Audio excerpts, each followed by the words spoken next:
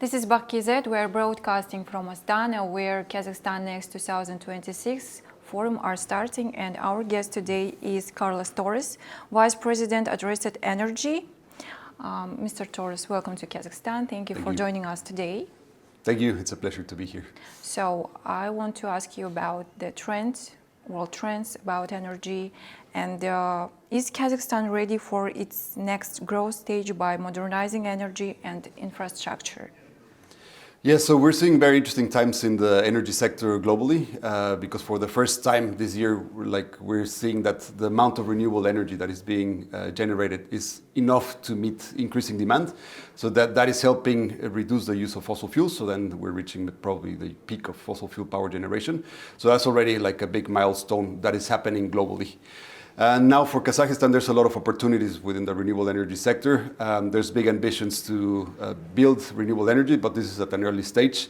We're also forecasting that electricity demand will be increasing substantially in Kazakhstan with economic development. So then this will require a lot more power generation. And given that renewable energies today are cheaper and more efficient or can be developed faster, it makes sense to invest as much as possible in new solar and wind capacity to meet this future demand, to be able to provide better opportunities for the Kazakh economy.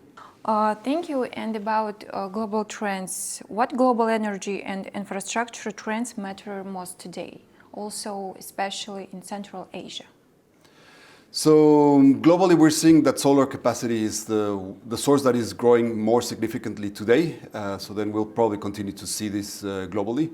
A lot of this is being developed with cheaper panels coming from China. So that is providing access to new sources of supply.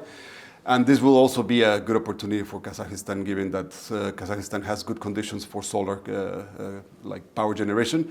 And given that, as I mentioned, it's already cheaper, then it makes sense to develop as much capacity from solar as possible.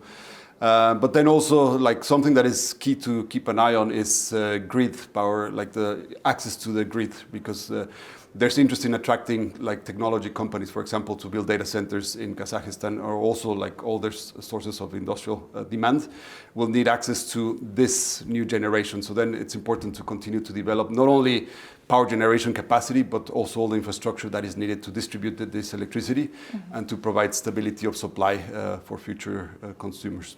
And about events, how can events like this forum can help for countries and investors?